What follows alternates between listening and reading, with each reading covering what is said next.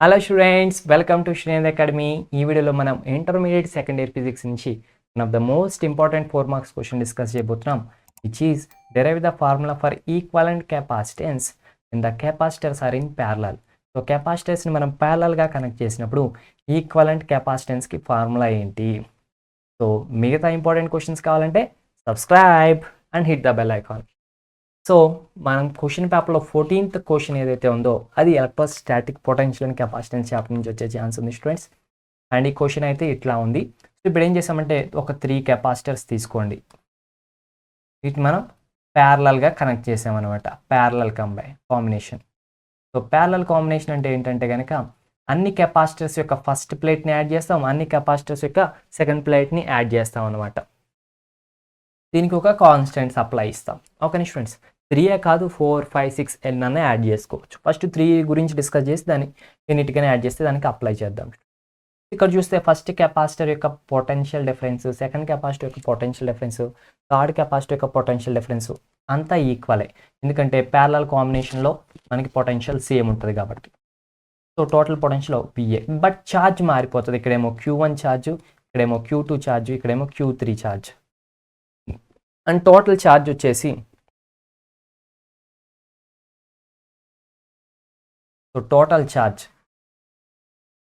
Charge ఏమో Q, and ఆ total charge అనేది సమ్ ఆఫ్ ద ఛార్జెస్కి ఈక్వల్ అవుతుంది అనమాట. Okay students, and total potential వచ్చేసి V అనమాట.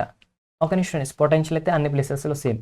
అండ్ టోటల్ కరెంట్ మనకి లేదు, కెపాసిటెన్స్ వచ్చేసి టోటల్ C ఈక్వలెంట్ అనుకుందాం. అండ్ ఇండివిజువల్గా ఇక్కడ కెపాసిటెన్స్ అంటేనేమో C1, ఇక్కడ కెపాసిటెన్స్ C2, ఇక్కడ కెపాసిటెన్స్ C3.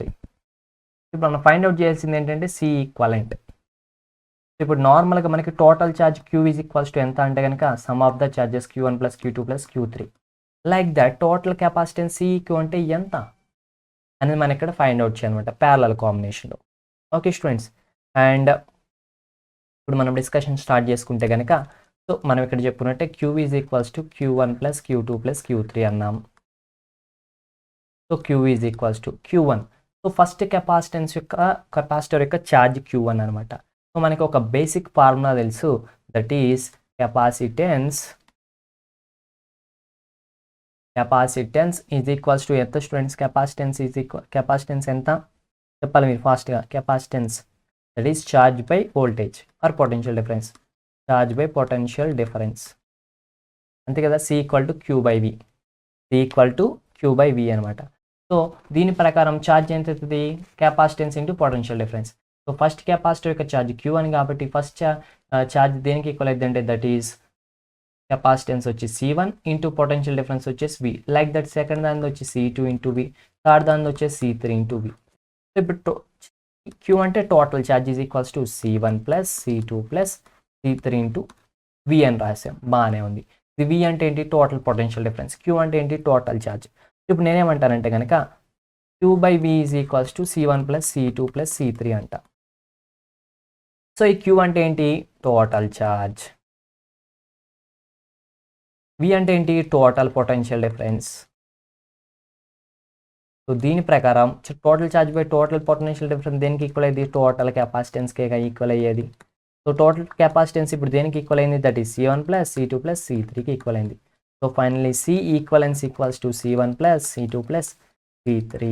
సో అంటే ఇప్పుడు 3 కెపాసిటర్స్ ప్యారలల్గా కంబైన్ చేస్తే వాటి యొక్క టోటల్ కెపాసిటెన్స్ ఎంత అంటే simply C1 plus C2 plus C3 వాటిని యాడ్ చేయడమే.